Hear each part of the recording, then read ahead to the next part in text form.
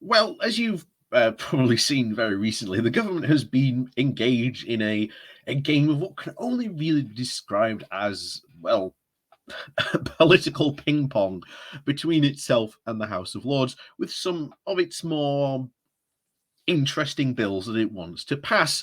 The election bill, which we'll be getting into in a bit, seems to be now making its way through the House of Lords. With obviously some bad, but some good, interesting things have come from that.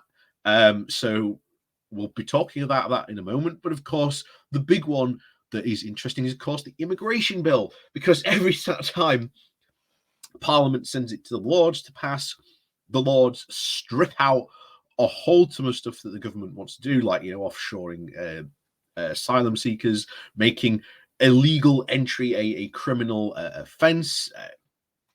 Again, there's so much stuff that they just keep on stripping out, and the Lords just bat it back to them, and the government just puts it back in and then bats it back to the Lords.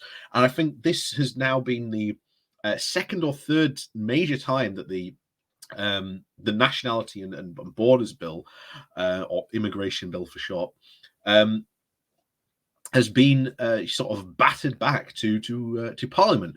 And again, a massive blow, by the way, to Priti Patel. Again, the big bad bills that people always complain about are her brainchild. She's the Home Secretary. That's where they've sort of been coming from, to a point where we've had Conservative members in the House of Lords say how unnecessary, mean, and vindictive like the bill is. It's just not needed. We've seen before other from areas of like the Conservative establishment say, why on earth are we trying to pass such a draconian bill?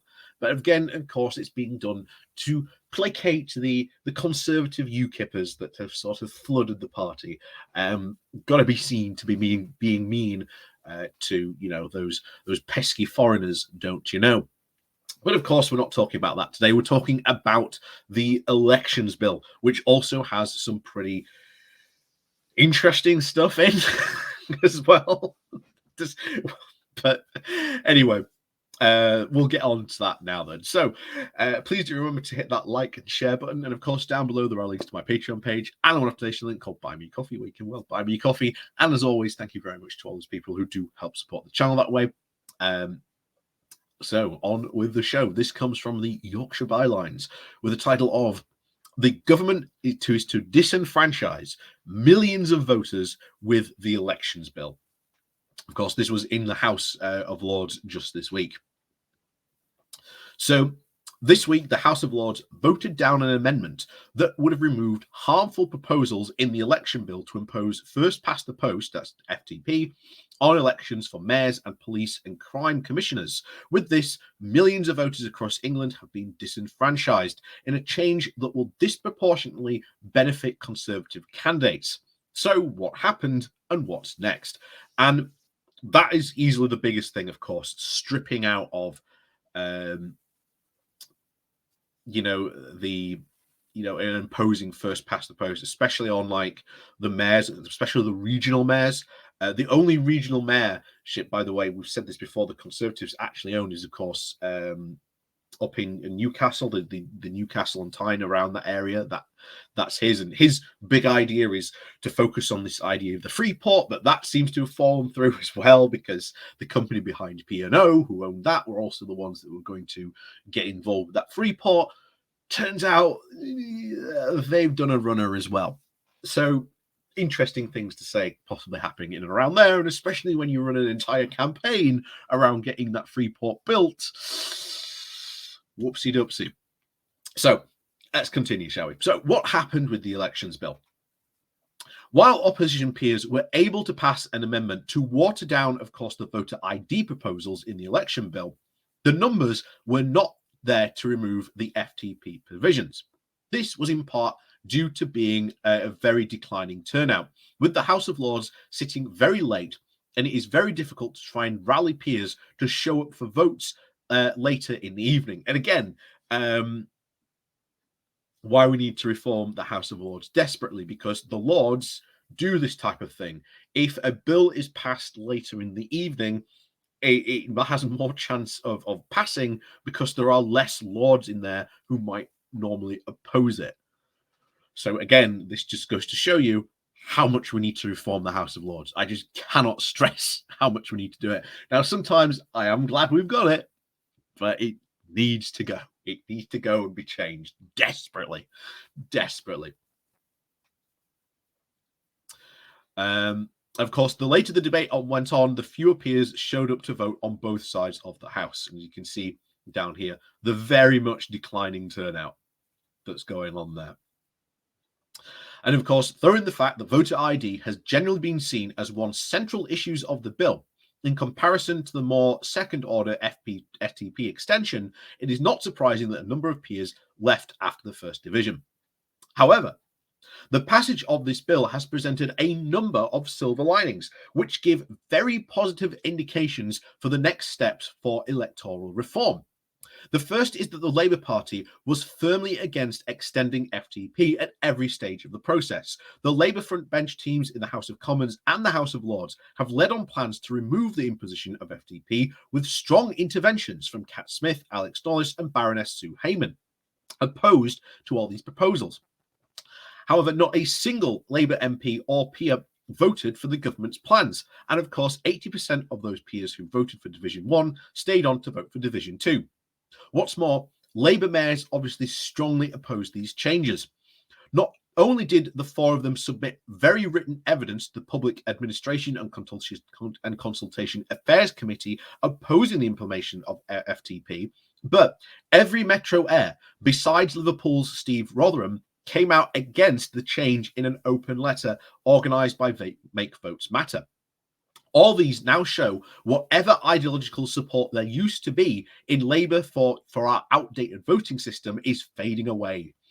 And as campaigners do work to pull the party to ever more fully endorse electoral reform, this is certainly a very encouraging step. As I've said before, we've covered the fact that you have local Labour parties continuously voting time and time again to support changing our voting system to a more proportional representational vote. It's a big step forward. So that campaign gathering speed all the time. And sooner or later, it will happen. And then when it happens, we've got some serious campaigning and serious work to do to make sure that it happens. The other, of course, is that there may be even a case that the government itself knows how unpopular first past the post is. While the Home Office conducted several focus groups and polling about voting systems for PCCs, they refused to release the data, even when a Freedom of Information request was submitted by Make Votes Matter. So why would the government not release the information if it was beneficial to them? At the end of the day, the democratic deficit at the heart of our politics cannot go on forever. Constant polling shows that barely a quarter of voters actually support the tried and tested failure that is first past the post.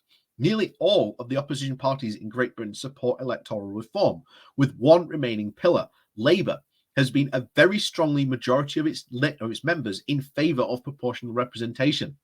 A great deal does need to be done before a proportional potential general election.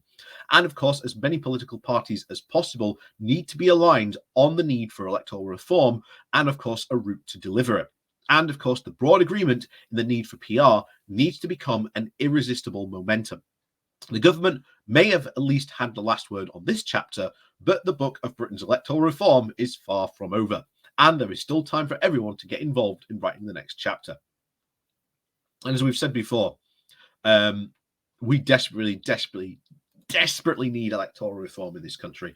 Absolutely, desperately. I couldn't agree more, of course, with the article. But again, very promising signs, of course, of those shown about that. And of course, it tells you just how much is needed when you put in a freedom of information request and then the government goes, no, we don't really want to give you this information.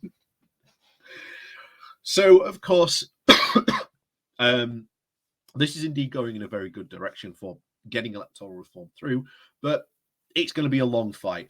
I'd probably say maybe at least a good 5 to 10 years before we really start to see any true bills initially even passing into or through Parliament before we start to really get the balls rolling on proper electoral reform. But it could happen, and it will happen. All the signs are pointing that electoral reform is the way forward. And even the Conservatives know electoral reform is going to happen, but they are themselves too scared to even think about doing it.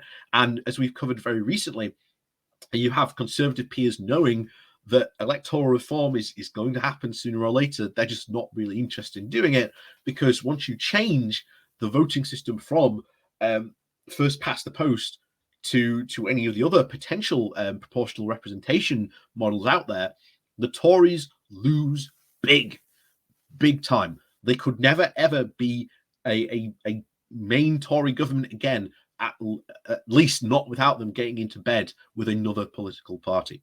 So, as always, thank you very much for watching. Please do remember to hit that like, share, and subscribe button. And of course, down below there are links to my Patreon page and a one-off donation link called Buy Me Coffee, where you can buy me coffee. And as always, thank you very much for watching, and we'll see you all next time.